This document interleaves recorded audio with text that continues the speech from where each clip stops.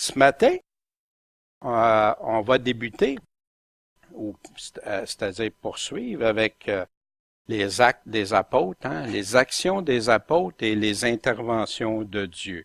On est rendu au chapitre 5. Pour moi, à chaque chapitre, la difficulté, c'est Seigneur, qu'est-ce qu'il y a tellement d'enseignements, il y a tellement de choses que tu rouvres dans presque chacun des chapitres. Qu'est-ce où je coupe? Hein? C'est pas où j'ajoute autant que où je coupe, ou quel point tu veux qu'on mette en application. Puis je sais que c'est pour nous, puis pour d'autres aussi éventuellement qui écoutent les DVD. Dimanche dernier, ce qu'on a vu, les apôtres qui étaient harcelés puis arrêtés, pourquoi? Pour enseigner, annoncer Jésus-Christ et guérir, pour faire du bien. Hein? Jésus aussi, ils l'ont, hein, parce que Jésus, est-ce qu'il avait fait du mal? Non, il faisait du bien, et vous ne serez pas mieux traité que le Maître. On avait vu aussi le choix d'obéir à Dieu en toutes circonstances, ce que les apôtres ont été confrontés. Pierre a dit, vaut mieux obéir à qui? À Dieu plutôt qu'aux hommes. On va le revoir encore ce matin parce qu'ils sont reconfrontés à ces situations-là. Oui, puis il y en a qui disent, faut pas répéter les mêmes affaires. La parole nous répète des mêmes choses, puis des fois avec des informations différentes, puis nous montrer. Les apôtres, ça n'a pas été facile, mais ça a été dans la joie, parce qu'ils obéissaient au Seigneur. Rien au monde ne doit nous empêcher d'obéir à Dieu. On va revoir ça. On a vu les prières, des réponses de Dieu qui libèrent, hein, qui s'occupent de tout ça malgré tout ce qui peut arriver, les arrestations, les tribunaux, puis le Seigneur qui avait donné aux apôtres, hein, de répondre par le Saint-Esprit, hein, plein de sagesse. On a vu aussi en conclusion du chapitre 4 l'unité des premiers chrétiens, le partage avec les plus démunis, ils partageaient toutes les choses. Ils louaient, ils adoraient Dieu ensemble, ils priaient, ils communiaient ensemble avec la communion fraternelle et la Sainte Seine, et ils étaient avec Dieu ensemble. Ce matin, au chapitre 5, ça c'est l'introduction, hein, des pasteurs de Genève, professeur de Genève. Celui-ci de la Bible, j'ai oublié de placer l'image de la Bible d'où ça venait, là. Désolé, je vais le faire. Je voulais la prochaine fois que j'ai cette. Luc raconte dans ce chapitre-là le péché d'Ananias et de Saphira. C'est-tu vraiment un péché? On va voir ça. Hein?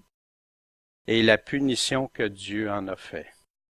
Il parle ensuite des miracles des apôtres, des progrès merveilleux que l'Évangile faisait à Jérusalem. Les apôtres sont mis dans une prison une deuxième fois, mais Dieu les délivre par un ange. Puis ils arrêtent d'évangéliser. Non, ils continuent d'annoncer l'Évangile. Ils paraissent encore devant le conseil qui les condamne à être fouettés, puis qui leur défend de parler de Jésus-Christ et de sa doctrine. En passant, Michel, ce matin, merci pour les beaux chants choisis, parce que les chants qu'on a chantés, vous allez les revoir au travers le chapitre 5. Fait que c'est Verset 1. Or, un homme nommé Ananias, avec Saphira, sa femme, vendit une possession, un terrain, une terre ou une propriété, et il en retint une part de prix, de concert avec sa femme.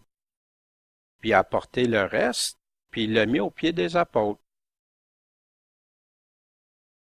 Mais Pierre lui dit, Ananias, pourquoi Satan s'est-il emparé de ton cœur?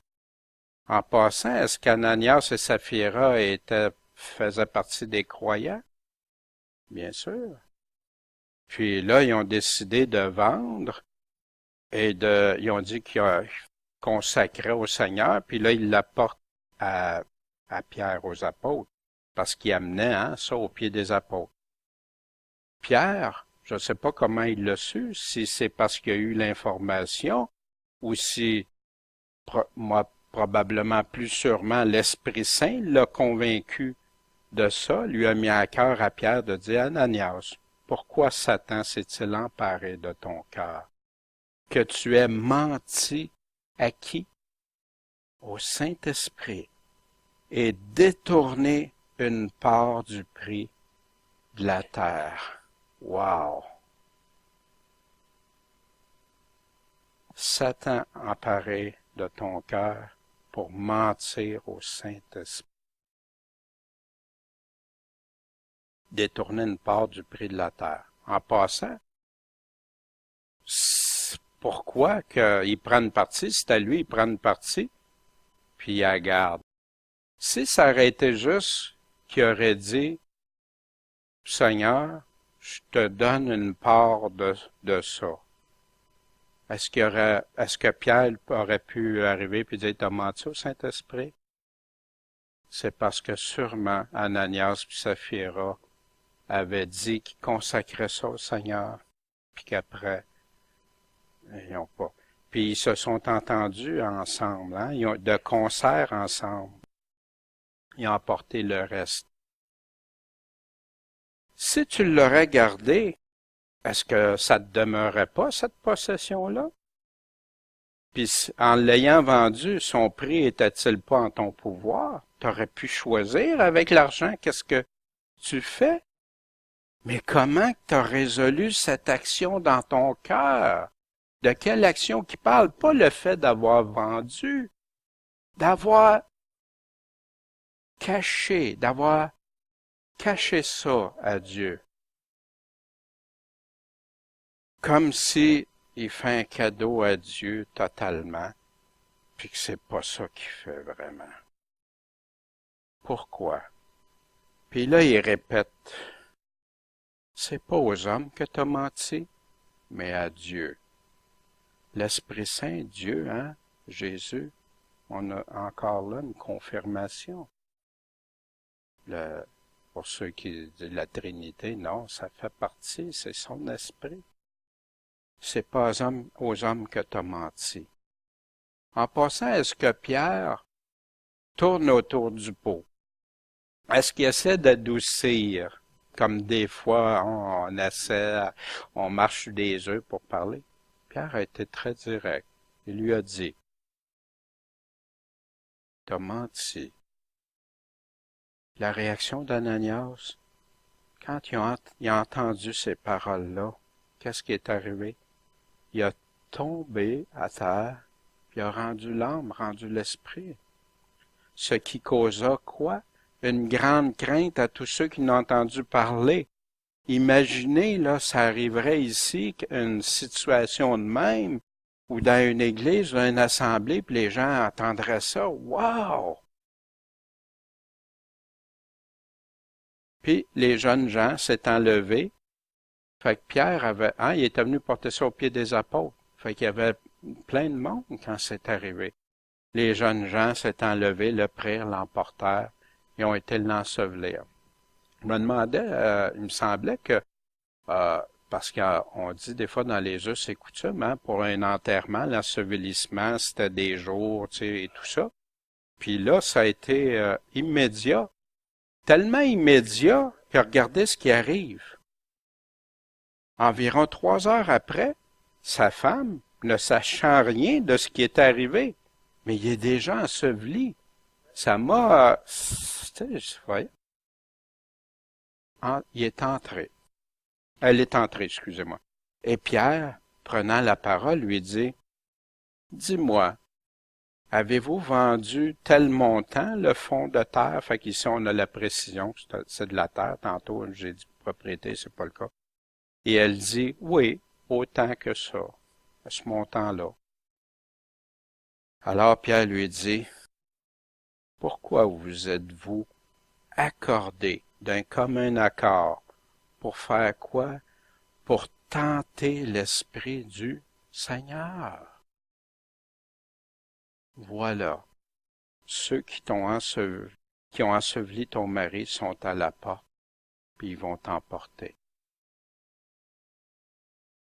En passant, c'est Pierre, hein, c'est l'apôtre.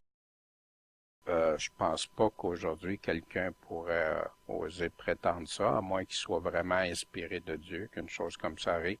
Là, c'était vraiment les apôtres. Puis des fois, malheureusement, il y en a qui tentent de recréer des choses, hein.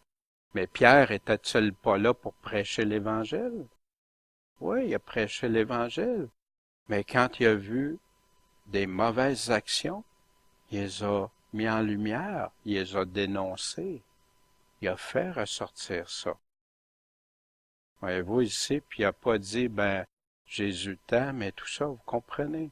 Je dis pas ça mais la réalité, c'est que c'est ça. Pierre a pris position selon ce que l'Esprit l'a conduit. Qu'est-ce qui est arrivé avec cette Saphira? Au même instant, elle tomba à ses pieds et expira. Et les jeunes gens étant entrés la trouvèrent morte. Et l'ayant emportée, ils l'ensevelirent auprès de son mari. Dans cette triste histoire-là, c'est vraiment triste, qu'est-ce qui pouvait les pousser à cacher le montant réel? Qu'est-ce qui a poussé à mentir, même à Dieu, penser pouvoir cacher? Qu'est-ce qui peut faire ça dans un cœur? La convoitise? L'amour de l'argent, la convoitise? Manque de foi? Souvenez-vous aussi que Pierre, des paroles qu'il a dit, comment Satan a pu te mettre ça? Leur cœur était... Le cœur, la convoitise, hein? Quand il y a de la convoitise dans notre cœur, l'ennemi le prend puis le fait grandir. Des fois, il y en a qui disent, Satan m'a fait faire ça. Mais Satan, il t'obligera pas, à moins que tu sois possédé. Ça, c'est une autre situation. Ça, on va en parler. Mais que tu laisses ton cœur à vouloir mentir, à vouloir convoiter, à vouloir, c'est sûr, il y a un terrain fertile pour faire grandir tout ça. Quel piège un chrétien peut-il ou peut-elle tomber? Nous autres, est-ce que ça pourrait nous arriver des pièges comme ça? Ça ne veut pas dire qu'on vend un terrain et qu'on fait ça, mais dans d'autres circonstances. Puis est-ce que c'est grave aux yeux de Dieu? Est-ce que c'est anodin? C'est tellement pas anodin que ça a eu des conséquences puis des répercussions. Qu'est-ce que ça a fait? Cela donna quoi? Une grande confiance à toute l'Église, une grande crainte à toute l'Église, puis à tous ceux qui n'ont entendu parler parce que ça s'est répandu comme une traînée de poudre, hein, quand une situation de même survient. Dans Jérémie 32, 40, quand il parlait au peuple d'Israël, « Et je traiterai avec eux une alliance éternelle. Je ne me retirerai plus d'eux. Je leur ferai du bien, et je mettrai ma crainte dans leur cœur. » Mais pourquoi que Dieu met sa crainte dans le cœur des croyants, afin qu'ils ne se détournent pas de moi? Parce que c'est trop facile se laisser détourner de Dieu. Il peut arriver toutes sortes de choses, notre cœur, des événements, des situations, d'autres personnes, des personnes qu'on aime, n'importe quoi peut survenir avec ça. Mais sa crainte à Dieu, d'aimer Dieu, de tout notre cœur, notre âme, notre pensée, nous protège de ça parce qu'on le met lui en premier. Une grande crainte à toute l'Église. Pierre nous disait dans 1 Pierre, chapitre 1, verset 17, « Et si vous invoquez comme votre Père celui qui, sans avoir égard à l'apparence des personnes, moi c'est spécial, moi Dieu il m'aime, fait que moi je suis spécial, fait que Dieu va fermer les yeux sur ça. C'est ça que Pierre est en train de dire? Non, aucune apparence. Moi, le voisin, toi, tout le monde. On n'est pas supérieurs l'un à l'autre aux yeux de Dieu. Dieu dit qu'il va nous juger selon quoi? Selon notre œuvre, de chacun de nous autres. Fait que la solution que Pierre nous donne, il identifie, la réalité, c'est ça. C'est que devant Dieu, on n'est pas supérieur. Conduisez-vous en innocence par rapport au mal, non, avec crainte durant le temps de votre séjour sur terre, temporel. Dans la Révélation, on a lu ça cette semaine dans le cours. Seigneur, qui ne te craindra et qui ne glorifiera pas ton nom? Parce que toi, tu es saint, le seul. C'est pourquoi toutes les nations vont venir et se prosterner devant toi. Tout genou, on chantait ce matin, tout genou fléchira devant le roi. En accord de bon cœur, de bon gré ou malgré. Ils n'auront pas le choix, le Dieu Tout-Puissant. Pourquoi? Parce que tes jugements sont pleinement manifestés. Le même qui juge selon l'œuvre de chacun, que Pierre nous disait, le même va faire ces jugements-là. Dans Hébreux 12, 28, c'est pourquoi saisissant le royaume inébranlable, le royaume de Dieu, il est inébranlable. Si quelqu'un pense pouvoir faire tomber, les portes de l'enfer ne prévaudront pas. Conservons la grâce afin que par elle, on fasse quoi? Si on conserve la grâce, nous rendions notre culte à Dieu d'une manière qui lui soit agréable. Comment? Avec respect et crainte. Le respect de Dieu, la révérence envers Dieu, oui, très important. Pourquoi? Parce que Dieu est aussi un Dieu dévorant. La révérence, puis quand la crainte, c'est avoir la haine du péché, la haine du mal. C'est ça la crainte de Dieu. Quand tu crains Dieu, vous vous souvenez tantôt quand Dieu disait dans Jérémie qu'il mettait sa crainte dans nos cœurs. Pourquoi? Pour qu'on ne se détourne pas de lui. Qu'est-ce qui peut faire qu'on se détourne sinon que le péché? Que ce soit l'orgueil, que ce soit le vol, le mensonge, être pas intègre dans la fausseté, dans les mensonges, fausses doctrines, etc. Ça en fait toute partie, ça. Puis dans Philippiens, Paul nous disait, 2.12, c'est pourquoi, mes bien-aimés, ainsi que vous avez toujours quoi? Obéi.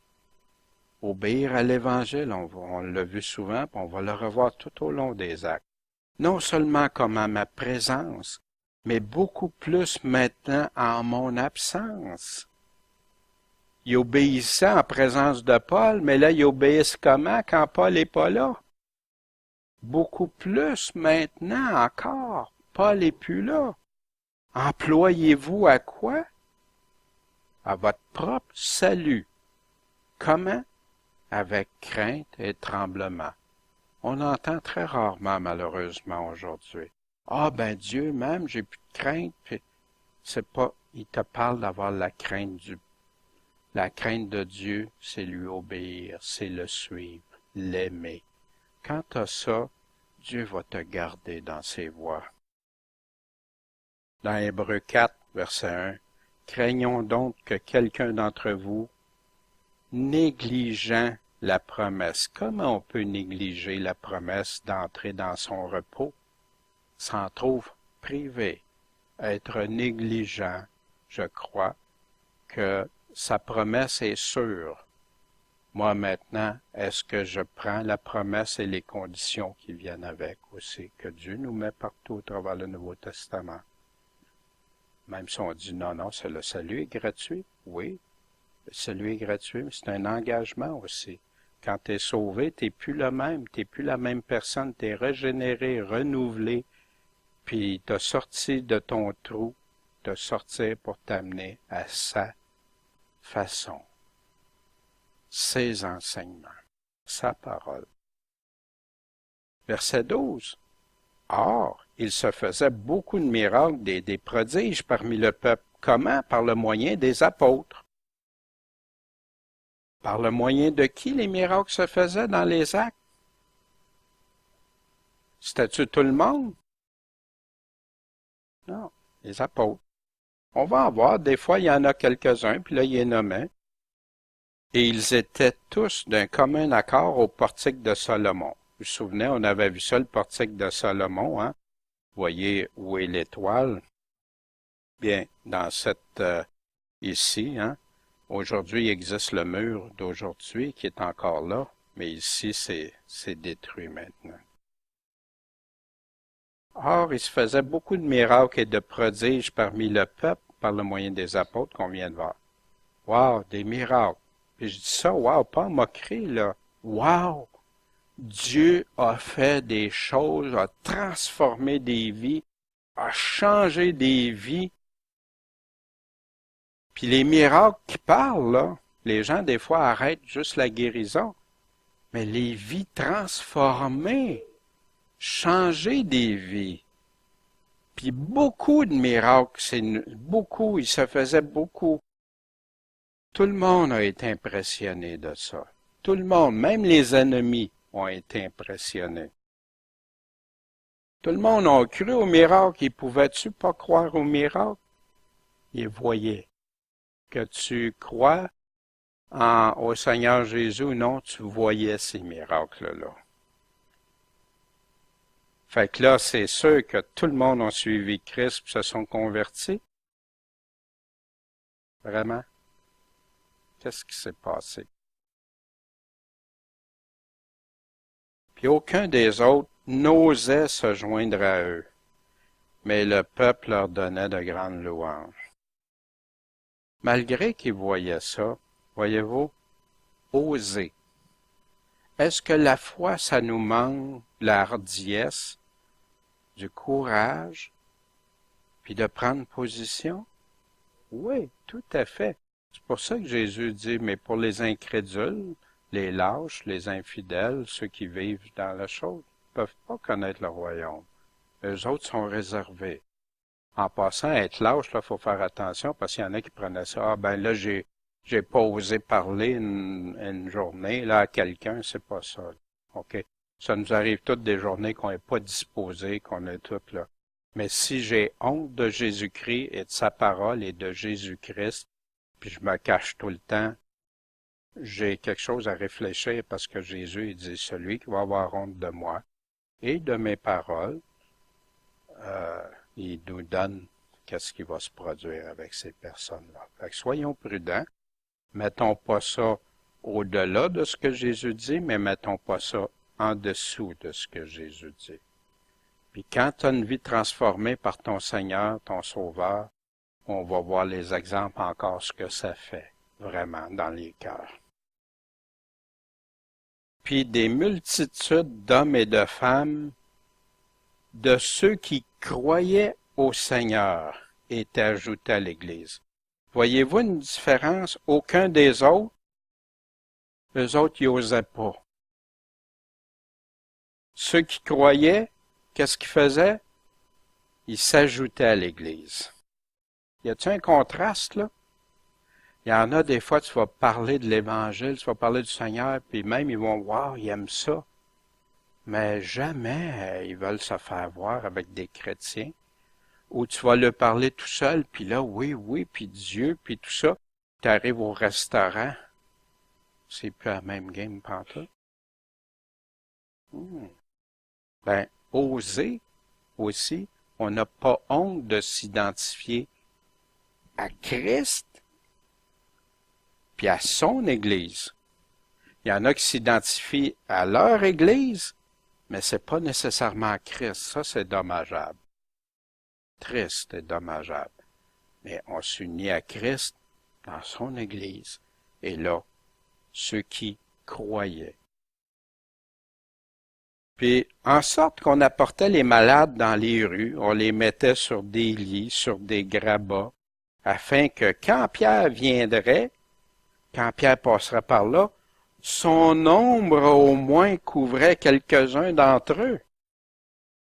Faut-tu que ça l'aille brasser? Faut-tu qu'il ait vu des affaires arriver?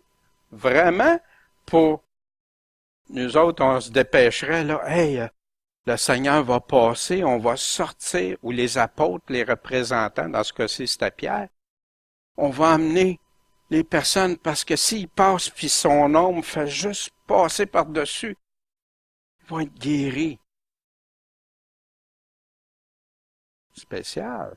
Y a-t-il des affaires extraordinaires au début de l'Église? Est-ce que je peux prétendre aujourd'hui de refaire exactement la même chose? En tout cas, si Dieu décide, oui, mais c'est pas... Son ombre du moins couvrit quelques-uns d'entre eux. Paul aussi, dans Actes 19:11, qu'on va voir plus tard, et Dieu faisait des prodiges extraordinaires par les mains de Paul. Ben oui, jusque-là, ça va. De sorte que même on portait de dessus son corps des mouchoirs et des linges sur les malades, et ils étaient guéris de leur maladie. Et les esprits malins. Puis ça, vous allez voir ça. Les maladies et les esprits malins, ça revient régulièrement dans ce que les apôtres faisaient. Et les esprits malins sortaient des possédés. Ici, Paul, juste du linge, morceau de tissu. Tu dis, ben voyons donc. Et c'est là que l'Église a pris des reliques, et etc., puis tout ça, puis que ça devienne les saints, que ça guérisse et tout ça. Ça vient dans quelque part, ben oui. Son ombre, du moins, couvrit quelques-uns d'entre eux, on continue. Mais Jésus, lui, on peut-tu se fier à ça, que des morceaux de vêtements comme ça, Paul puis Pierre, ça allait guérir? Dans le cas de Pierre et Paul et les apôtres. Jésus, quand la femme était le voir, car elle se disait en elle-même, si seulement je touche son vêtement, je serai guéri. Vous vous souvenez de la femme pendant 18 ans qui avait des hémorragies et tout ça? Dans Matthieu 14:36. Et il le priait Jésus de permettre qu'il touche seulement le bord de sa robe. Et tous ceux qui le touchèrent, qu'est-ce qui est arrivé? Ont été guéris. Wow! Jean 14:12, Jésus disait aux apôtres, en vérité, je vous dis, celui qui croit en moi fera les œuvres que je fais, et il en fera même de plus grandes que celles-ci. Pourquoi? Parce que je m'en vais au Père, puis je vais vous laisser ça entre les mains. Wow! Quelle confiance! Verset 16. Le peuple des villes voisines venait aussi en foule à Jérusalem. Ben oui, parce que les apôtres étaient là, c'était là à Jérusalem.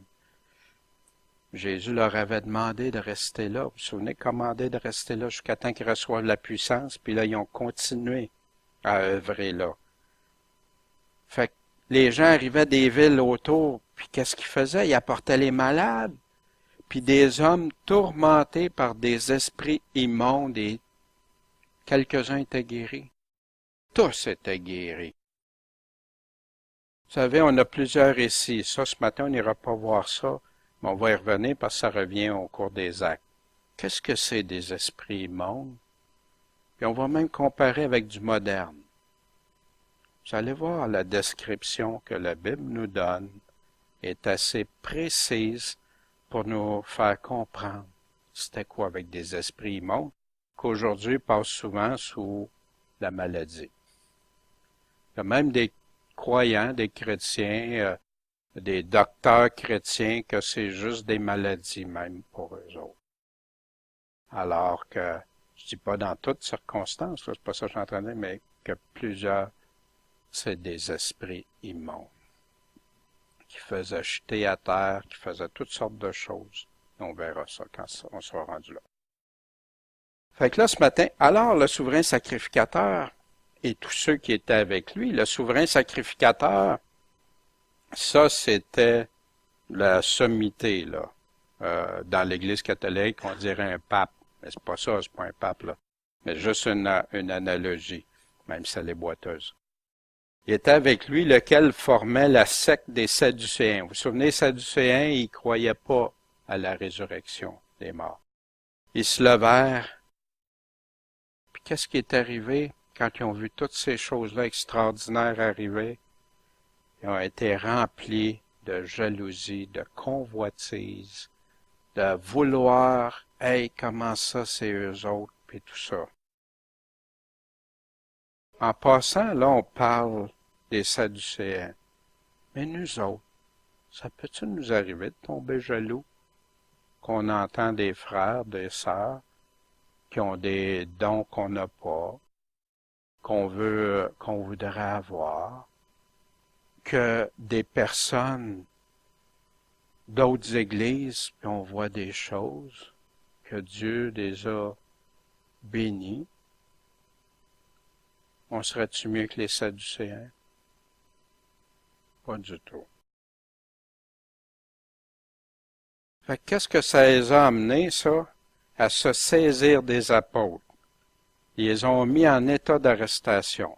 Ben oui, nous autres, la différence, c'est qu'on n'a pas ce pouvoir-là de mettre quelqu'un en état d'arrestation parce qu'on est jaloux d'eux autres. Il y en a qui réussissent à tricoter la loi de façon à faire des faussetés, des fausses accusations, des faux témoignages pour en arriver à ça.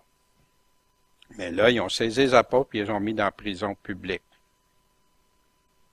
En passant, c'était pas la prison du temple ou la... Non, prison publique. Mais un ange du Seigneur a ouvert pendant la nuit les portes de la prison. Puis il les a fait sortir. Un autre fait quelque chose d'étonnant, puis qu'il aurait dû convertir les cœurs de plusieurs. Allez, qu'est-ce qu'il dit l'ange du Seigneur? Allez et allez vous tenir dans le temple. Puis faites quoi? Annoncez au peuple toutes les paroles de cette vie. Vous allez voir ça, c'est toujours tout le conseil de Dieu. Enseignez-leur tout ce que je vous ai appris. C'est sûr qu'ils ne peuvent pas enseigner tout d'un bloc, là. Il y a un cheminement, il y a une croissance. Hein, c'est comme nous autres, si on dirait, OK, là aujourd'hui, on regarde tout le Nouveau Testament. Mais non, on peut pas. Mais on peut avoir tout l'ensemble, toute la synthèse, les éléments clés, puis après ça, les développer, un après l'autre, comme on fait. Ayant entendu cela, ils ont entré dès le point du jour, dès le jour commençait dans le temple. Puis qu'est-ce qu'ils faisaient dans le temple? Ils enseignaient. Fait que toutes les paroles de cette vie, ils les enseignaient. Cependant, le souverain sacrificateur et ceux qui étaient avec lui étant arrivés, ils assemblèrent le Sanhédrin et tout le conseil des anciens des enfants d'Israël. Ils ont envoyé chercher les apôtres à prison. Fait que là, on va faire notre tribunal, ils vont passer devant nous autres. Là, on va les juger. Mais quand les sergents y furent allés, ils les ont pas trouvés dans la prison. Fait que là, ils reviennent, puis ils l'annoncent au Sanhédrin. Nous avons trouvé la prison fermée en toute sûreté, là. Il n'y a pas de possibilité, elle n'a pas été forcée, il n'y a pas rien de brisé dans la prison, les barrures et tout ça, les barreaux, les gardes en sentinelle dehors, devant les portes. Ils étaient là. Mais quand on l'a ouvert, parce qu'elle était barrée, on n'a trouvé personne dedans. Est-ce que ça prend un Dieu extraordinaire, faire ces choses-là? Amen. Puis vous savez, il y a des chrétiens à travers l'histoire que Dieu a fait des gestes incroyables. Puis il y a des frères actuellement dans des pays qui ça va pas bien. Je crois que Dieu fait toujours des miracles. Et pour moi, jamais mon intention de dire que Dieu ne peut pas faire de miracles. Sauf est-ce que les miracles qui surviennent sont toujours de Dieu. Non, parce qu'il nous dit qu'à la fin, il va y avoir plein de séduction. Déjà dans ce temps-là, Puis à la fin, il nous met en garde contre les prodiges, les miracles qui vont séduire les chrétiens. Même les chrétiens. Le souverain sacrificateur, le capitaine du temple, puis les principaux sacrificateurs, ayant entendu cela, ne savaient pas quoi penser au sujet des apôtres. Puis ce qui arriverait, qu'est-ce qui va arriver? Qu'est-ce que c'est ça? Comment ça? T'es sûr, là, t'as fait arrêter quelqu'un, là, le juge l'appelle, puis là, puis il n'y a pas de trace d'effraction, d'évasion, puis tout ça, puis ils sont plus là. Mais quelqu'un survint, qui leur fit ce rapport. Voici, les hommes que vous avez mis en prison, là, bien, ils sont rendus dans le temple. Ils sont en train de faire quoi? Enseigner le peuple. Hey, ont-tu la tête dure? Hein?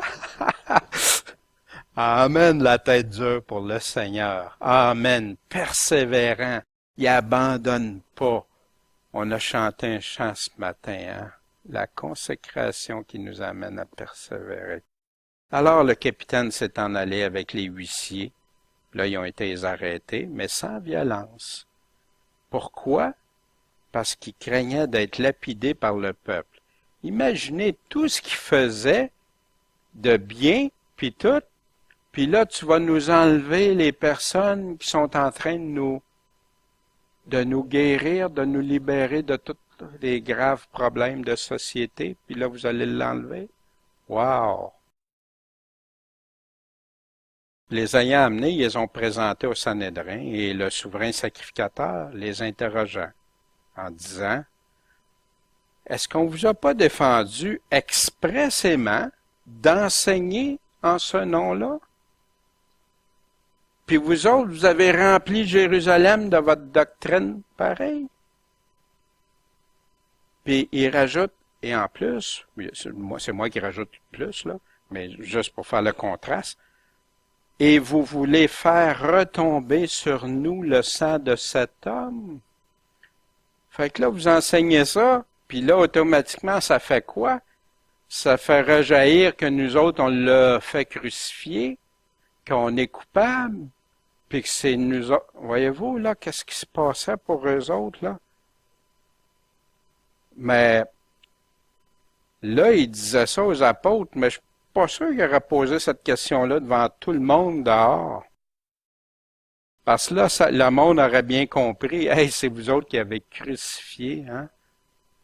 C'est vous autres les sages, nos chefs, nos conducteurs.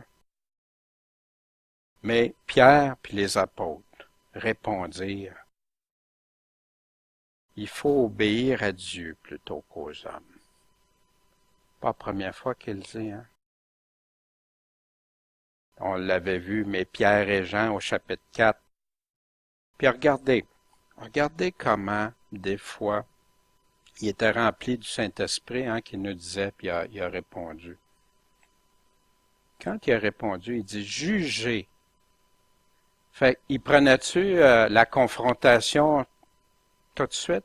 Non. Jugez. Jugez de ce que je dis. Jugez de ce que l'affirmation suivante, ou jugez de ça. Est-ce que s'il est juste devant Dieu de vous obéir plutôt qu'à Dieu? Souvent, quand on veut convaincre quelqu'un, les questions ont beaucoup plus d'effet, puis des questions productives pour faire réfléchir la personne. Si Pierre aurait affirmé ici, là, il pouvait l'affirmer clairement à l'autre, hein? Il faut obéir à Dieu plutôt qu'aux hommes. Ici, jugez. Jugez si c'est juste de vous obéir plutôt qu'à Dieu. Il leur retourne la responsabilité d'évaluer. Ils sont plus en confrontation avec Pierre et les apôtres. À ce moment-là, ils sont en « Oups, c'est à nous autres que revient la réponse. » Ouais.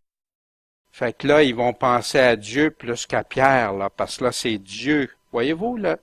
Et c'est ça, nous, on peut toujours tourner nos regards sur Christ. Des fois, on peut pas le faire de cette façon-là, je dis pas que c'est tout. Mais c'est une méthode que Dieu nous a enseignée au travers des apôtres. Qui faisait ça avant les apôtres? Où ils ont appris ça? Par Jésus. Parce que Jésus répondait souvent en posant une question. Une question puis une affirmation. Oui, des fois, je dois affirmer. Pierre l'affirme, là, avant. Il faut obéir à Dieu plutôt qu'aux hommes. C'est clair, net et précis. Dans d'autres circonstances, on pose la question. Il faut obéir à Dieu plutôt qu'aux hommes. Souvenez-vous, dans notre cours, le premier cours sur les prophéties, Daniel 3, 17 et 18, qu'on a sur le mur ici. Merci Michel d'avoir placé ça. Daniel 3, 17, vous vous souvenez, Shadrach, Meshach et Abednego. Voici, notre Dieu que nous servons peut nous délivrer de la fournaise ardente, puis il va nous délivrer de ta main, ô roi.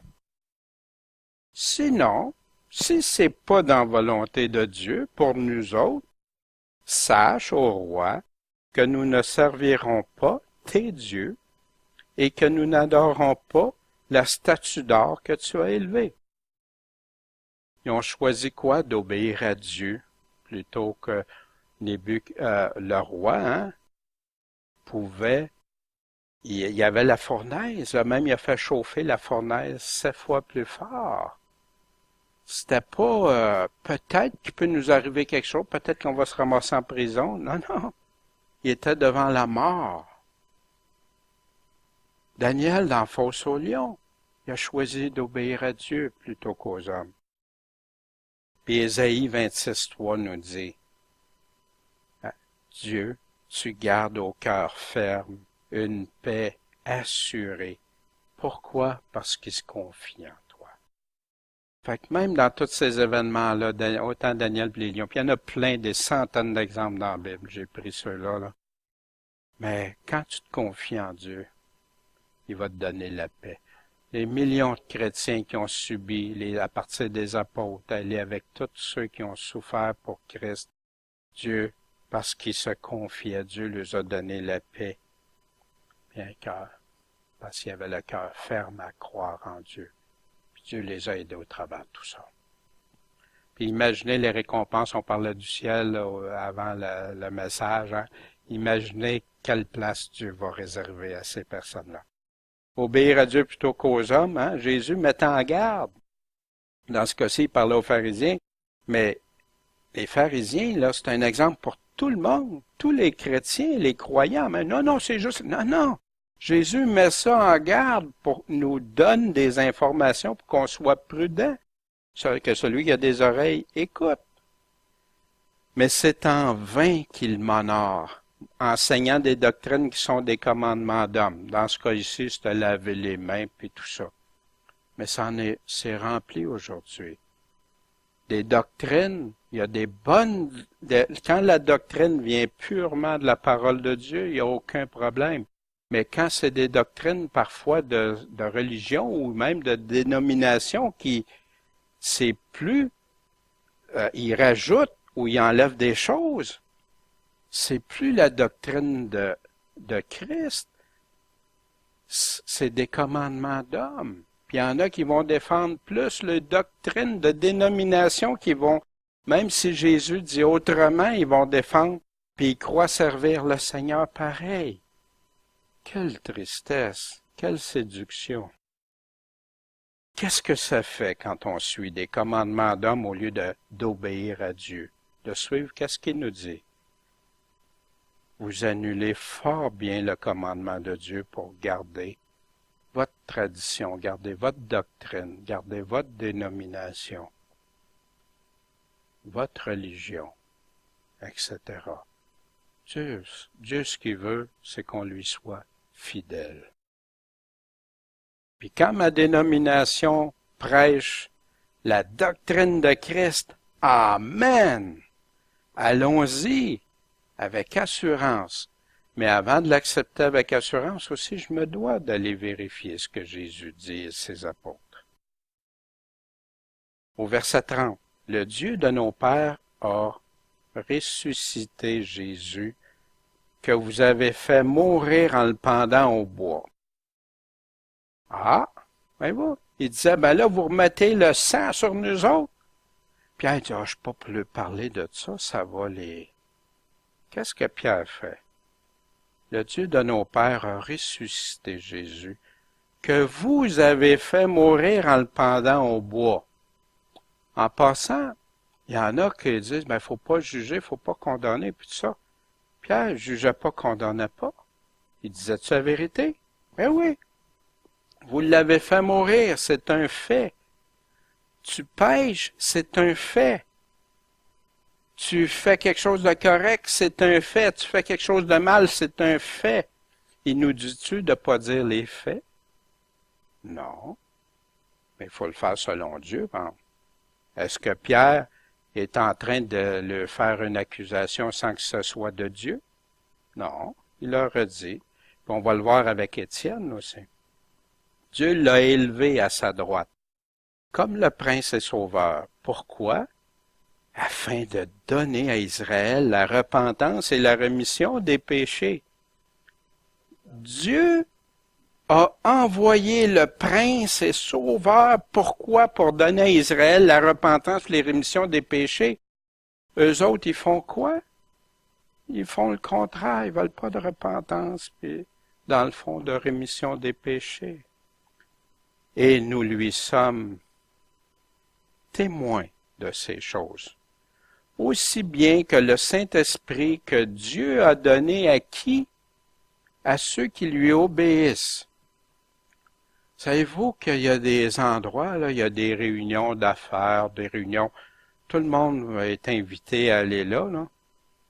Puis là, il dit OK, puis là, ils reçoivent le Saint-Esprit.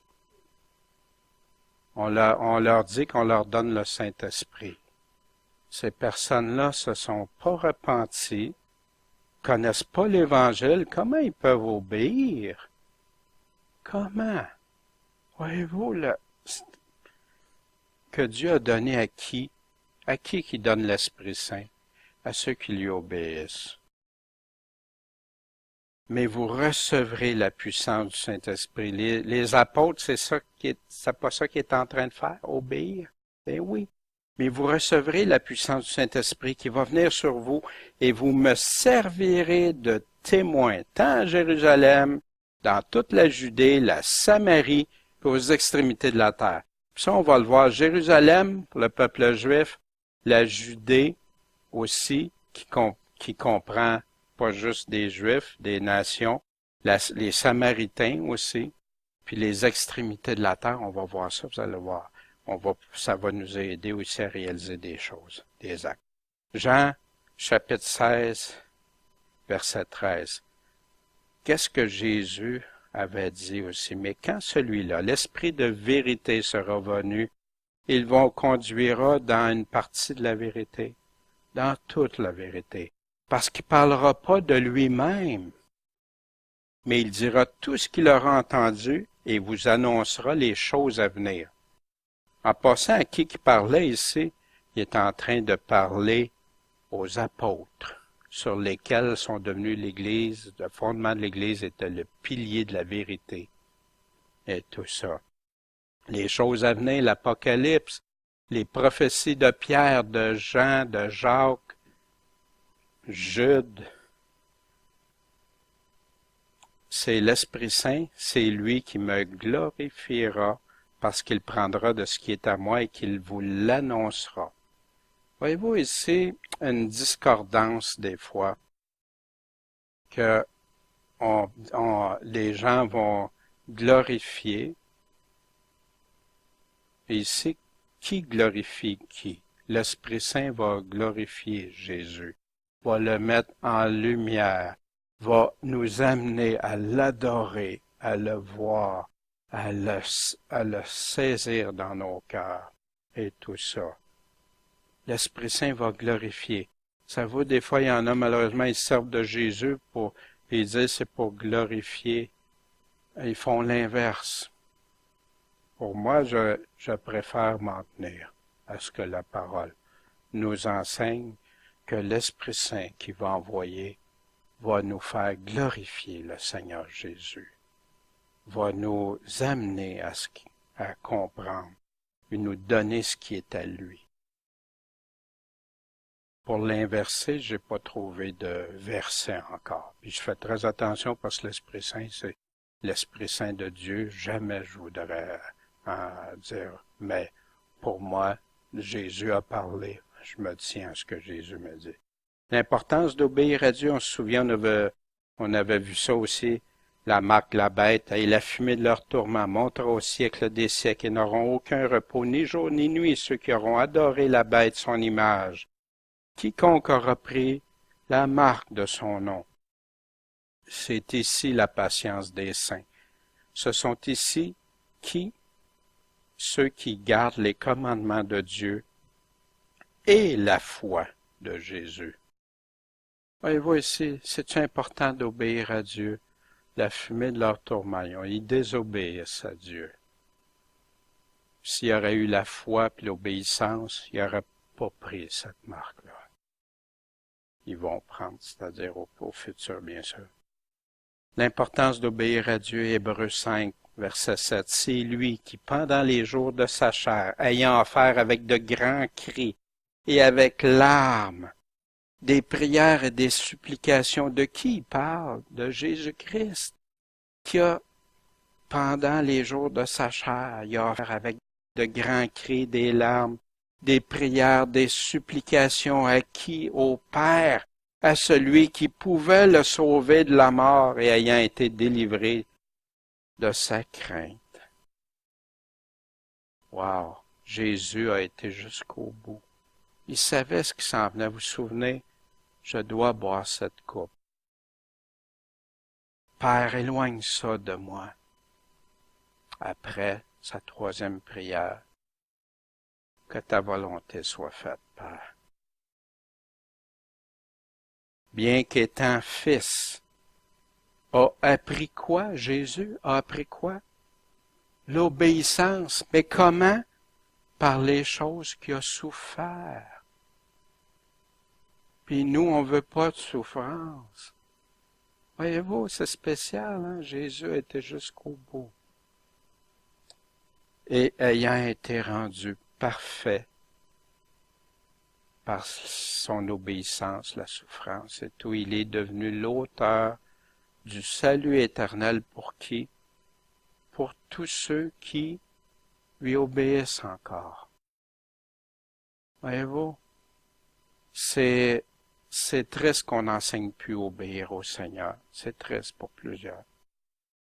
C'est important d'obéir à Dieu. Si Jésus n'aurait pas voulu, si Jésus aurait dit non, c'est assez. Si Jésus, voyez-vous les conséquences? Il a choisi par amour pour nous d'aller jusqu'au bout. Dans le jardin de Gethsémane, hein? Et revêtu de la figure d'homme que Jésus a pris, il s'est abaissé lui-même, se rendant obéissant jusqu'à la mort, même jusqu'à la mort de la croix. Ça rappelle-tu ça quand Jésus dit, si quelqu'un veut me suivre, qu'il prenne sa croix, qu'il me suive, qu'il obéisse, même si ça coûte quelque chose. Jean 4, 34, Jésus leur dit, ma nourriture, c'est quoi sa nourriture, son pain? C'est faire la volonté de celui qui m'a envoyé et d'accomplir son œuvre. Pour nous, on devrait avoir la même prière. Pas la même œuvre que Christ, aller mourir à la croix, là, non. Nous autres, notre œuvre, c'est qu'on lui a donné, on chantait ce matin, prends mon corps, prends mon âme, ma vie. Fais-en ce que tu veux. Puis accomplissons son œuvre.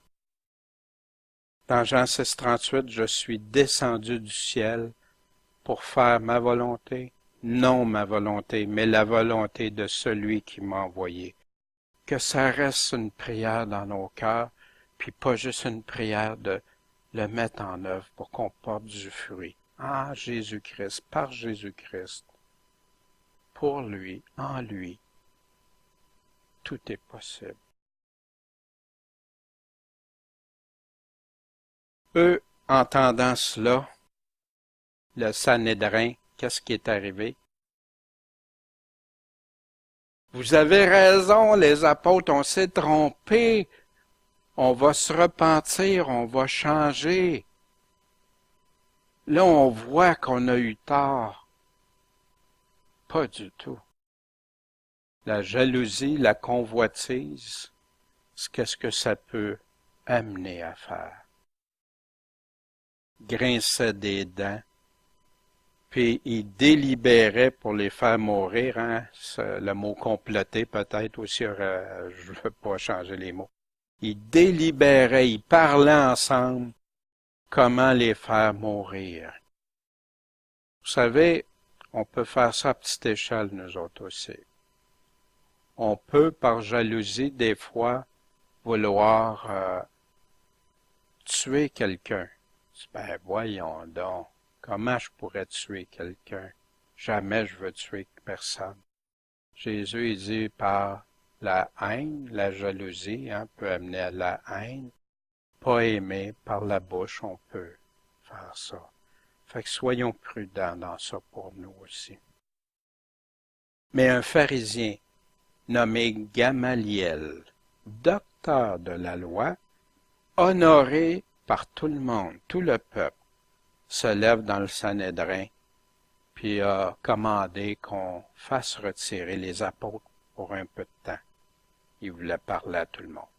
C'est qui Gamaliel? On va le revoir quand on va arriver dans Acte 22. Je vais aller chercher plus, vous présenter, selon les documents historiques qu'on a.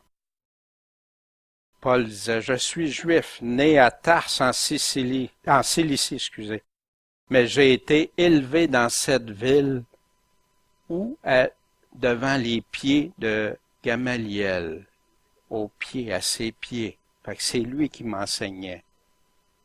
Et instruit avec rigueur. Fait que comment qu'il enseignait? Gamaliel? Avec rigueur. Dans la loi de nos pères. Étant zélé pour Dieu, comme vous l'êtes aujourd'hui. Voyez-vous, Paul est en train de comparaître devant les Juifs qui l'accusaient. Un autre principe important. Comme vous autres, j'ai fait ça, j'ai été ça, puis zélé pour Dieu comme vous l'êtes. Voyez-vous ce qu'il est en train de faire? Il met une ressemblance, un point en commun pour faire ressortir. Si Paul aurait arrivé, j'étais zélé pour Dieu. Ça a-tu le même impact? Étant zélé pour Dieu comme vous autres vous l'êtes. Ça change-tu quelque chose? Ouais.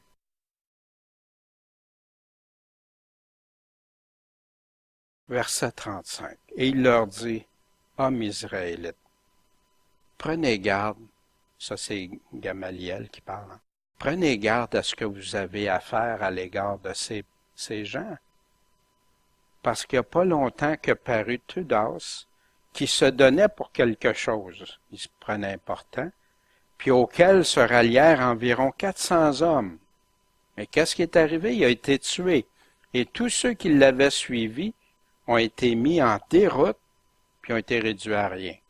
Fait que cet homme-là, wow, c'était quelque chose, c'était quelqu'un, en tout cas, il se prenait pour quelqu'un, il a même réussi, il fallait qu'il ait des qualités, des choses, il a amené 400 avec lui. Puis il en est mort. Il croyait-tu à son affaire? Il en est mort. On parlait, il y a différentes religions, même ils sont prêts à mourir. Mais c'est-tu pour la bonne affaire? C'est ça que Paul disait, même sur l'amour, même si je donnerais mon corps pour être brûlé. C'est pas le vrai amour de Dieu.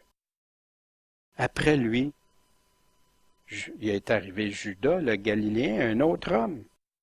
À l'époque du recensement, il nous dit quand on peut retrouver ça dans l'histoire. Qu'est-ce qu'il a fait? Il a attiré du monde à son parti. Lui aussi, il a péri. Puis tous ceux qui l'avaient suivi ont été dispersés. Fait qu'on retrouve ça dans Joseph Flavius, c'est l'historien réputé qui a vécu dans l'époque des apôtres. Et on trouve ça dans le livre des Antiquités, puis Il y a les chapitres, là, si jamais il y en a qui seraient intéressés d'aller vérifier.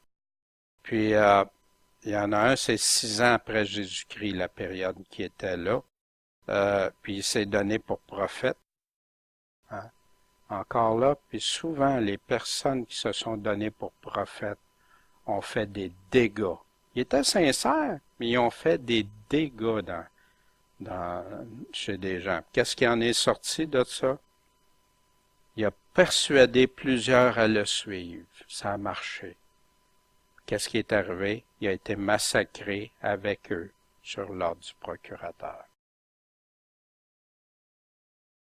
Verset 38, dans Acte 5, je vous dis donc, maintenant Gamaliel continue, poursuivez pas ces gens-là, laissez-les aller. Parce que si cette entreprise ou cette œuvre vient des hommes, qu'est-ce qui va arriver? Elle va être détruite. Mais, vous savez, Gamaliel, on a vu, c'est un homme rigoureux. Il aimait la vérité, la justice, ces choses-là. On va voir plus tard si on peut avoir de l'information supplémentaire sur qu'est-ce qui est arrivé de lui. Mais si elle vient de Dieu, vous pouvez pas la détruire. Et prenez garde qu'il ne se trouve que vous ayez fait la guerre à Dieu. Y a-t-il quelque chose qui peut faire trembler quelqu'un qui croit, les incroyants, quelqu'un qui croit faire la guerre à Dieu? Puis moi, c'est une question que je me pose, que je me remets. Seigneur, quand je pars puis je vais parler de quelque chose, je veux m'assurer que c'est vraiment là.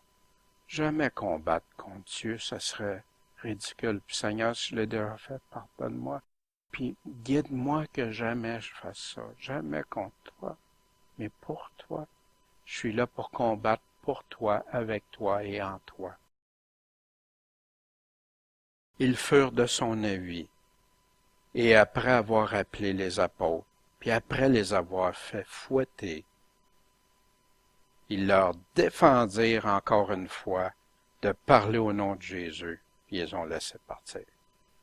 Encore là, ils leur avaient dit de pas faire la guerre, mais ils continuent de le défendre pareil. Voyez-vous?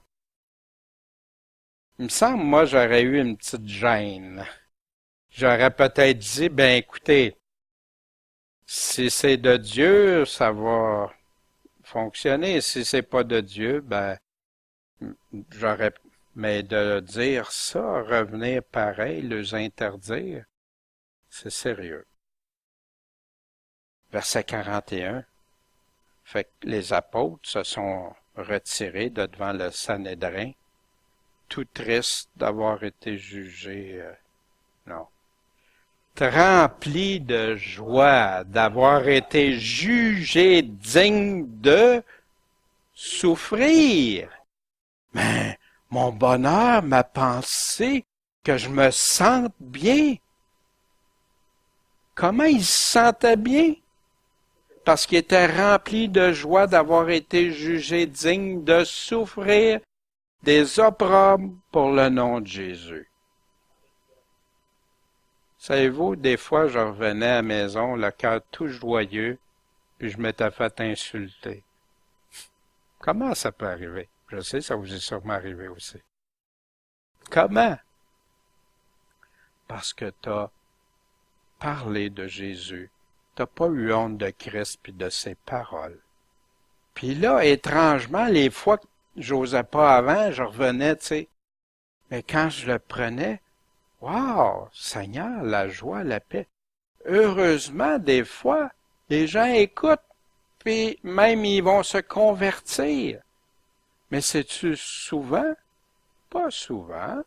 Mais les fois que ça arrive, wow, la joie extrême.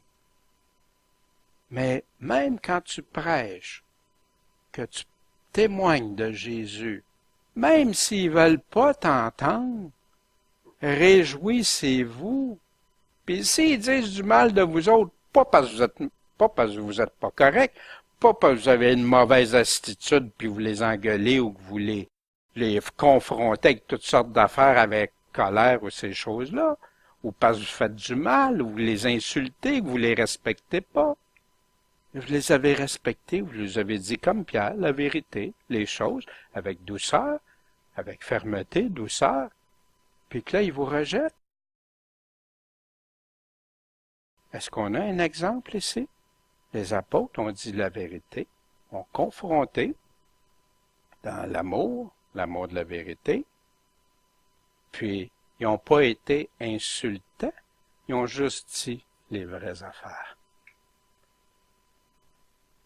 Puis, qu'est-ce qu'ils ont continué de faire? Ils ne cessaient tous les jours. Hein? C'était pas juste des chrétiens du dimanche. Non, tous les jours. D'enseigner puis d'annoncer Jésus-Christ. Voyez-vous? Enseigner puis annoncer Jésus-Christ. Il y a toujours ça qui revient. Fait qu'annoncer Jésus-Christ, oui, ça en fait partie, mais il nous a demandé d'enseigner. Faites des nations, des disciples, et enseignez-leur tout. Enseignez tout. Je sais, je radote, là, mais pour moi, c'est une découverte quand j'ai réalisé tout ça, parce que je croyais que moi, évangéliser, j'aime encore beaucoup évangéliser, puis que ça se limitait à faire comprendre que Jésus était mort et ressuscité pour leurs péchés. Et tout ça, c'était juste une partie. Puis, en passant, ils faisaient ça dans le temple, parce qu'ils étaient à Jérusalem. Puis là, ils ont pu aller, on va voir jusqu'à quand ils ont pu aller au temple. Les actes nous le disent plus tard. Puis, ils n'ont pas arrêté dans le temple et de maison en maison. Après, c'est devenu juste de maison en maison. Les réflexions de nos pasteurs de Genève, il y a 3 réflexions à faire sur l'histoire d'Ananias. Hein, j'aime ça vous les présenter. Comment ils voyaient ça, eux autres, pour dans les années 1500, 1700 quelques. Puis même ça a servi jusqu'au début du siècle, début du 20e siècle, parce que des chrétiens avaient ces commentaires-là, ces Bibles-là et ces commentaires-là, qui ont malheureusement disparu à beaucoup d'endroits dans les églises pour des versions modernes. Il y a 3 réflexions à faire sur l'histoire d'Ananias. La première, que Dieu a frappé de mort cet homme et sa femme. Pourquoi? Pour avoir menti à Pierre, afin d'inspirer de la crainte à tous les membres de l'Église et de soutenir l'autorité des apôtres dans les commencements de la prédication de l'Évangile. Voyez-vous, en donnant, Dieu a choisi, il aurait pu faire mourir Ananias sur le chemin en s'en allant, puis sa femme. Non, il a choisi comme ça. Puis là, imaginez, quand Pierre parlait, ou les apôtres après, les gens, y étaient-tu à l'écoute? Oh, quand Pierre parle, ça égale comme si Dieu nous parlerait. Pas que Pierre était devenu Dieu, mais Pierre était celui qui véhiculait la vérité que Jésus avait donnée pour transmettre aux croyants. Afin d'inspirer de la crainte à tous les membres de l'Église et de soutenir l'autorité des apôtres dans les commencements de la prédication de l'Évangile. Voyez-vous, en ayant ça, là, ça a fait que là, wow, attends une minute, là, on peut pas faire tout ce qu'on veut. On peut pas dire c'est pas grave parce que là, on aime Jésus puis on vit comme on veut, on fait ce qu'on veut. Oh, c'est pas ça qu'on voit, en tout cas, avec comment Dieu a... Puis vous vous souvenez aussi, la même chose, Paul nous parle dans Corinthiens pour ceux qui prennent le repas du Seigneur sans discerner ce que c'est. Qu'il y en a beaucoup qui sont malades puis qui sont morts à cause de ça. Ici, la prédication, les commencements de la prédication de l'Évangile est de faire voir la divinité de la doctrine qu'ils annonçaient. Fait qu'ici, nos anciens, là, ils voyaient ça comment? C'était pour le début, ça. Tu les vois pas, eux autres, dire dans l'histoire que d'autres ont fait ça. La seconde, que Dieu connaît les cœurs et les choses cachées. Que quand on pourrait tromper les hommes, on saurait le tromper. Et que ceux qui mentent aux hommes, et en particulier à leurs supérieurs, dans des occasions où on est obligé de dire la vérité, dans le fond, c'est pas aux hommes qui mentent. Ils mentent aux hommes, oui, mais c'est à Dieu, parce que Dieu a dit de ne pas mentir. Dieu a dit. Et s'expose à sa vengeance, sa justice. La troisième, que c'est un très grand péché d'user de mensonge et de tromperie dans l'exercice de la charité. Wow! Hey, moi, là, je veux vous donner quelque chose, là, hein, puis c'est quelque chose que j'ai plus besoin, que je veux pas. Puis je vous présente ça comme si je vous fais un beau cadeau. Serais-tu honnête? Ça serait de la tromperie. Par contre, que je prenne quelque chose que j'aime beaucoup, puis je vous le partage, ça, il n'y a pas de tromperie. C'est honnête, c'est correct. Voyez-vous, là, un contraste différent. On est libre de donner ou de pas donner. Mais quand on a consacré une chose à Dieu, à des usages de charité, il n'est pas permis de le reprendre.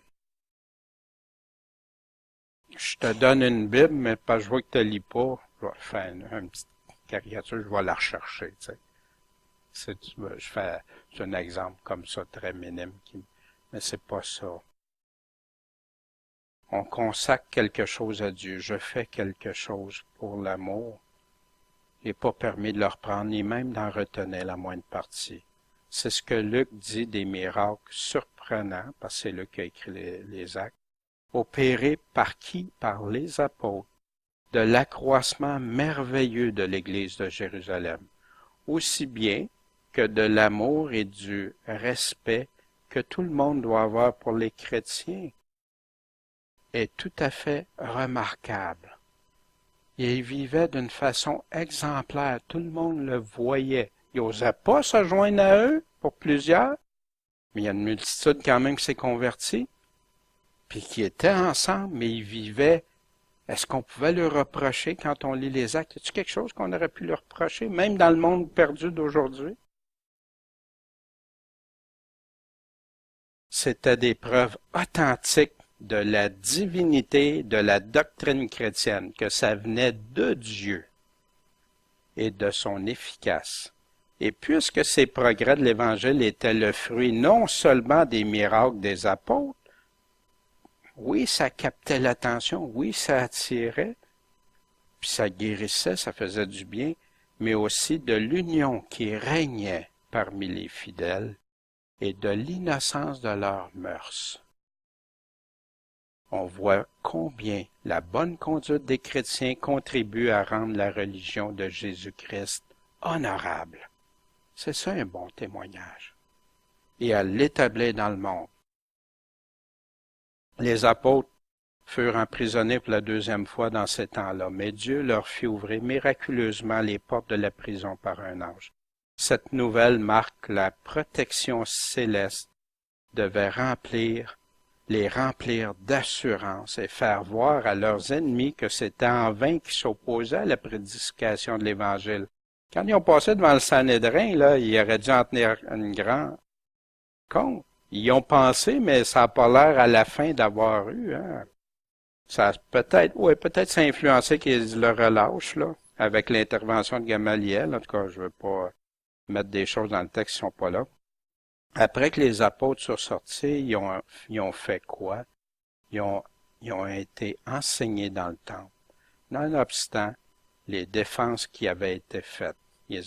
Puis étant appelés pour cela devant le conseil, ils ont parlé avec beaucoup de sagesse et de fermeté, en déclarant qu'il fallait plutôt obéir à Dieu qu'aux hommes. Ce courage et ce zèle des apôtres nous apprennent qu'il faut toujours suivre les mouvements de sa conscience. Ils ont suivi leur conscience. C'est comme on a des hommes dans l'histoire qui ont dit « Je peux pas obéir à ma conscience, faire taire. » Vous savez qui a dit ça? Martin Luther. Sans s'effrayer des menaces des hommes et que les ordres ou les défenses des magistrats ne doivent pas nous arrêter. On va continuer par la conscience, par exemple. Vous allez voir, j'étais bien intéressé. Vous allez voir ce qu'il dit après. Parce qu'il y en a que le conscience est très élastique, ou le conscience lui met des choses à cœur qui viennent pas de Dieu aussi. Et que les ordres et que les défenses des magistrats ne doivent pas nous arrêter. Quand il s'agit d'obéir à Dieu, d'obéir à ce qu'il nous a écrit, à ce qu'il nous a dit, et de faire ce qu'il nous commande. Mais, puis le mais est très important, il faut que la conscience soit éclairée. Rien ne serait plus dangereux que d'écouter les mouvements d'une passion aveugle, un zèle aveugle. Paul en avait un zèle aveugle. Il était zélé pour Dieu, mais c'était pas le bon zèle. D'une passion, puis pour nous autres, là, oui, il y a d'autres groupes, mais là, ça parle à nous autres, ça. C'est pas pour les autres, c'est pour nous autres, la parole, dans ça ici. Puis oui, on va le voir chez d'autres, c'est sûr, mais en premier, toujours à nous. Il faut que la conscience soit éclairée. Rien ne serait plus dangereux que d'écouter les mouvements d'une passion aveugle, qu'on prendrait pour les inspirations de la conscience et pour la volonté de Dieu. Fait qu'il parle de ça à des non-croyants? Non, il parle à des croyants ici. Oui, Dieu m'a révélé, Dieu m'a dit ça, Dieu m'a fait faire ça. Wow! OK, où tu trouves ça? Là, montre-moi là dans sa parole, puis que ça correspond à sa parole. Amen. Amen. Et si ça vient pas de là, je prendrais un recul, je ferais attention. Il faut remarquer ensuite que le conseil, puis excusez avant d'aller plus loin, beaucoup c'est leurs émotions aujourd'hui. C'est comment ils se sentent, qu'est-ce qu'ils vivent, comment ils sentent des choses. Il faut que ça me parle, Il faut remarquer ensuite que le conseil étant hérité contre les apôtres, voulait les faire mourir, mais que Dieu se servit des sages avis de Gamaliel pour les garantir du danger qui les menaçait. La manière dont ce sénateur parla dans le conseil doit nous faire reconnaître que les avis modérés et pieux doivent être suivis, qu'il ne faut jamais rien faire par passion puis par un zèle inconsidéré, surtout en matière de religion, en matière de foi chrétienne. Que les entreprises dont Dieu n'est pas l'auteur se dissipent tôt ou tard d'elles-mêmes. Des fois, ça disparaît vite, mais des fois, ça disparaît pas, ça reste là. Regardez juste les sectes, regardez des choses, oui. Ça va finir par disparaître, mais Dieu permet ça. Mais il cherche ceux des adorateurs en esprit et en vérité au travers de ça. Mais que celles qui viennent de lui s'accomplissent infailliblement, malgré l'opposition des hommes, et que ceux qui s'y opposent font la guerre à Dieu. Enfin, on voit ici que les apôtres ayant été condamnés à être fouettés, se réjouirent d'avoir eu l'honneur de souffrir cet opprobre pour Jésus-Christ, et qu'ils continuèrent à prêcher l'Évangile. Voyez-vous, juste cette petite phrase-là, là, s'il aurait choisi de prêcher l'Évangile, où on serait, nous autres, 2000 ans plus tard? Voyez-vous? Wow!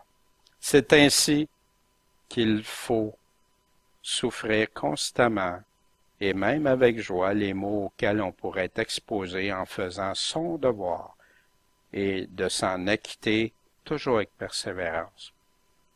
C'est pour ça que ça détonne avec beaucoup de messages modernes. En conclusion, pour nous, est-ce que je protège mon cœur d'être influencé ou séduit par un ou des mensonges que je peux me faire à moi-même ou aux autres ou envers Dieu? Encore pire envers Dieu? Je me mets à moi-même. Je pense que je suis zélé pour Dieu. Je pense que je fais des choses pour Dieu. Ma convoitise m'amène à faire quelque chose de semblable à Saphira, Ananias. Wow! Satan peut prendre mon cœur à ce moment-là. Ma conscience est-elle libre d'un ou des obstacles qui m'empêcheraient d'obéir à Dieu plutôt qu'aux hommes? J'ai-tu quelque chose qui m'empêche? Je veux aimer Dieu de tout mon cœur, toute mon âme, toute ma pensée, Puis quand j'arrive là, pas ça. Non, j'aime mieux continuer comme je suis. Tu me dis de me soumettre? Non, je veux pas ça. Tu me demandes d'aimer? Non, je veux pas ça.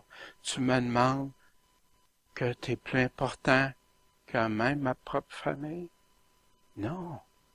Que tu me demandes je vive selon tes principes, même si ça me coûte plus cher?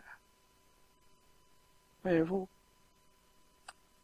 ma conscience est-elle libre d'un ou des obstacles qui m'empêcheraient d'obéir à Dieu plutôt qu'aux hommes? Dieu va-tu nous demander d'haïr les autres? Non. Dieu ne nous demandera pas, il veut qu'on le préfère avant toute chose. Puis c'est drôle, quand on le préfère avant toute chose, il vient toujours compenser. Il vient toujours répondre, puis il nous emmène, Gaston nous parlait du ciel, il nous emmène à être préparés pour le ciel, pour ces réalités-là. Quand j'obéis à Dieu et que tout semble mal aller à première vue, comme les apôtres, ça n'avait pas l'air de bien aller, hein? Est-ce que je persévère? Est-ce que je suis l'exemple des apôtres et des chrétiens au travers le temps? Puis à quoi puis-je m'attendre de la part du Seigneur par la suite? Des fois, c'est tout de suite dans ma vie. Des fois, c'est plus tard dans ma vie. Des fois, c'est pas dans ma vie terrestre, temporelle, mais je sais une affaire. C'est que quand je vais être avec lui pour l'éternité, dans le ciel, tout ça est noté, même un petit cheveu. Dieu se préoccupe de ça. Fait que comme en plus il va se préoccuper de nous autres. Je ne sais pas comment vous réagissez avec Acte 5. Moi, ça m'a brassé. Ça me donne le goût de le suivre encore plus. Ça me donne le goût de suivre l'exemple des apôtres. Ça me donne le goût d'être fidèle jusqu'à la mort. Courbons-nous dans un temps de prière. Seigneur Tout-Puissant, ce matin, ta parole nous parle, ta parole tranche. Je te prie, Seigneur, agis dans nos cœurs, dans nos pensées. Amène-nous là où toi tu veux, de progrès en progrès. On sait, Seigneur, que tu nous aimes et que tu nous transformes à ta main selon le temps qu'on a ici, que toi tu connais d'avance. Seigneur, guide-nous, remplis-nous de ton esprit, remplis-nous de sagesse, comme tu as fait, Seigneur, qu'on soit en train de faire tes œuvres à toi, qu'on ne soit pas en train de combattre contre toi, mais combattre, être vainqueur pour toi, Seigneur. Seigneur, préserve nos cœurs, comme Saphira et Ananias. Garde-nous, Seigneur, et qu'on soit heureux, puis quand on va être dans l'éternité ensemble, Seigneur, qu'on en soit tout béni et heureux. Bénis chacun de nous ici ce matin, s'il te plaît, et nos frères et nos sœurs qui se réunissent en ton nom. Amen.